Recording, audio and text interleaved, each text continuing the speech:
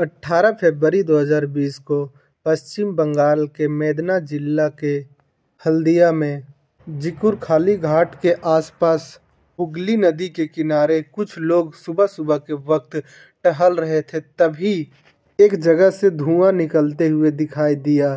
फिर लोगों ने सोचा कि कोई शायद कूड़ा जला रहा होगा, लेकिन फिर लोगों ने यह भी सोचा कि यहाँ तो कूड़ा फेंका ही नहीं जाता, तो फिर कूड़ा कौन जलाएगा। जब लोगों ने फैसला किया कि क्यों ना जलते हुए चीज़ के पास से जाके ही देखा जाए।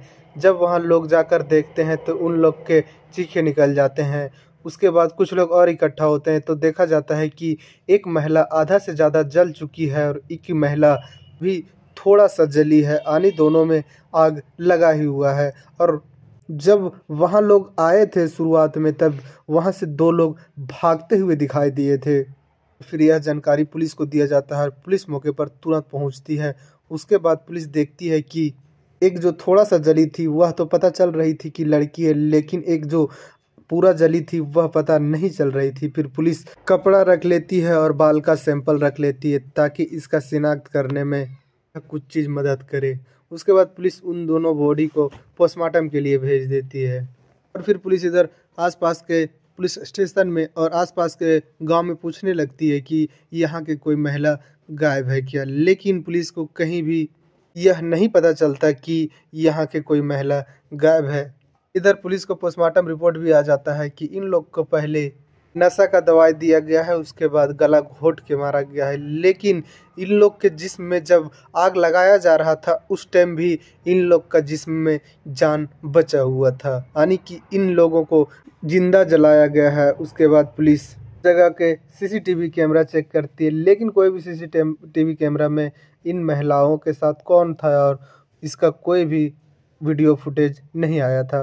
उसके बाद पुलिस फैसला करती है कि इन दोनों महिलाओं को फेसबुक और ट्विटर पे जो भी कुछ है कपड़ा और अध जली लड़की का तस्वीर पोस्ट किया जाए, ताकि इनके जानने और पहचानने वाले हम लोगों तक पहुंच सके। और यह काम जब पुलिस करती है तो एक व्यक्ति सामने निकल के आता है और बोलता है, हाँ साहब, हमारे पड़ोस में रहने वाली 2 महिला कुछ दिन से गायब है। पुलिस उस व्यक्ति से उस 2 महिला जो गायब थी उसका फ़ोटो लेती है और जब फ़ोटो मैच कराती है तो फ़ोटो मैच हो जाती है। फिर पुलिस उन दोनों महिलाओं के घर पहुंचती है तो वहां मेन दरवाज़ा लॉक था और घर का मालकिन भी घर पे नहीं थी। उसके बाद पुलिस आसपास के लोगों से पता करती है कि ये जो 2 महिला है वह कहाँ के रहने वाली है, तो उसी के कुछ दूरी में उस महिला के मायके होता है। और वहाँ पुलिस जाती है और उस तस्वीर को दिखाती है तो उस घर के लोग बोलते हैं कि हाँ, ये मेरी बेटी है और ये मेरी बेटी का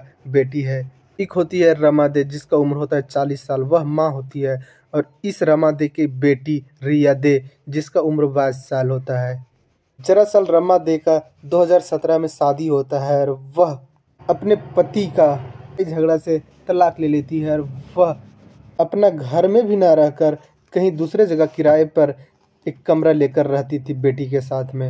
ये जो रिया रमा रहा करती थी उस जगह का लोकेशन था नॉर्थ 24 परगना, वेस्ट बंगाल के न्यू बैरक ज़िले में रहा करती थी।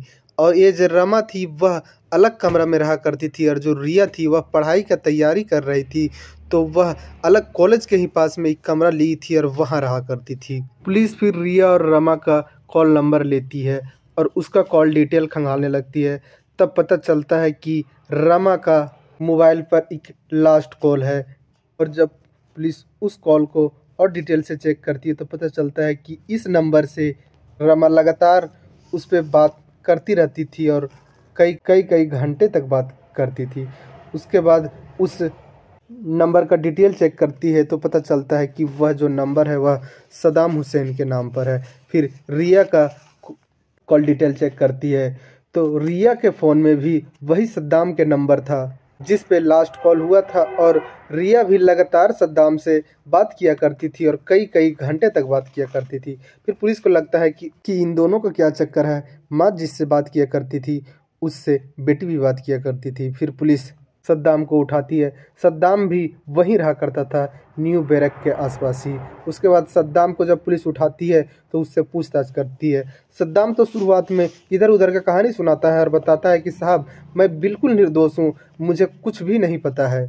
लेकिन जब पुलिस सद्दाम को गिरफ्तार करने जाती है तो सद्दाम अपना घर पे नहीं होता है। जब आसपास के लोगों से पता करती है पुलिस तो पता चलता है कि वह हॉस्पिटल में है और उसे चोट लगा है। और जब पुलिस उसके सामने जाती है तो सद्दाम को कुछ मामूली चोट था। सद्दाम अपने आप को बचाने के लिए हॉस्पिटल में भर्ती हो जाता है ताकि पुलिस को शक ही ना हो कि हम ठीक ठाक हैं और हम किसी का कत्ल कर सकते हैं। उसके बाद पुलिस सद्दाम को उठाती है और पुलिस स्टेशन लेके जाती है।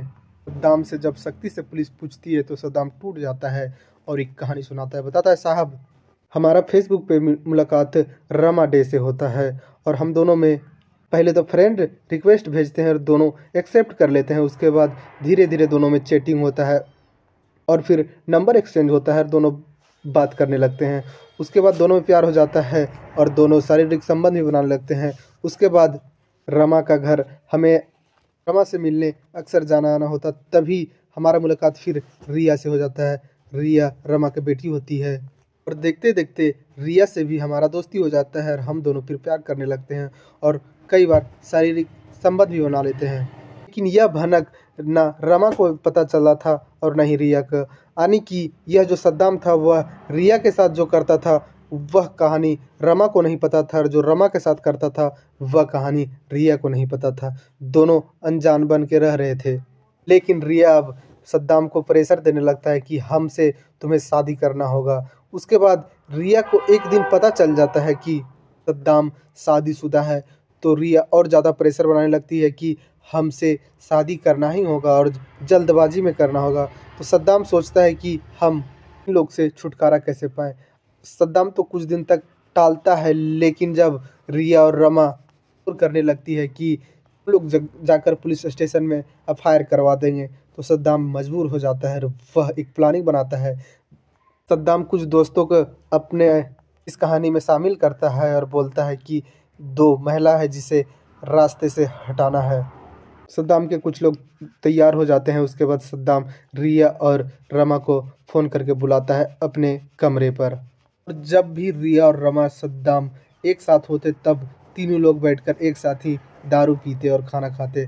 सद्दाम रिया और रमा को अपने कमरे में बुलाता है और दारू भी मंगवाता है और उधर से रिया खाना लेकर आती है। सद्दाम और रिया और रमा तीनों लोग दारू पीते हैं। उसके बाद नशे में तीनों धूत थे, लेकिन सद्दाम दारू कम पीता है और फिर रिया खाना निकालती है और खाना को सद्दाम ही परोसने लगता है, लेकिन खाना में नशा का दवाई मिला देता है सद्दाम खाना खुद नहीं खाता है, रिया और रमा को खिला देता है। देर के बाद रिया और रमा नशे में हो जाती है। उसके बाद अपने दोस्त को बुलाता है सद्दाम और दोनों का गला दबा देता है।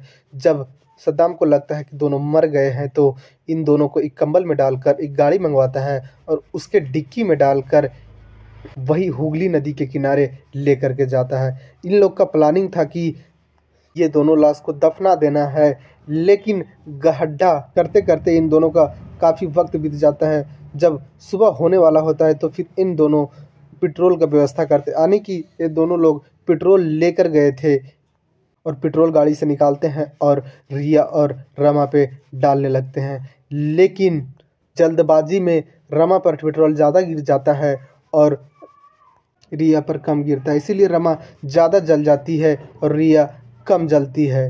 ये दोनों आग लगाने के बाद वहाँ से भाग जाते हैं, लेकिन जब सद्दाम भाग रहा था तभी कुछ लोग वहाँ भागते हुए देख लिए थे। पीछा करने की कोशिश भी किए थे, लेकिन दोनों मौके से फरार हो जाते हैं। पुलिस जब यह कहानी सुनती है तो पुलिस सद्दाम और सद्दाम के दोस्त मंजूर आलम पर चार्जशीट बनाती है और यह मामले को कोर्ट भेज देती है। अब देखा जाए कोर्ट इन दोनों को क्या सज़ा देती है। इस क्राइम कहानी में इतना ही।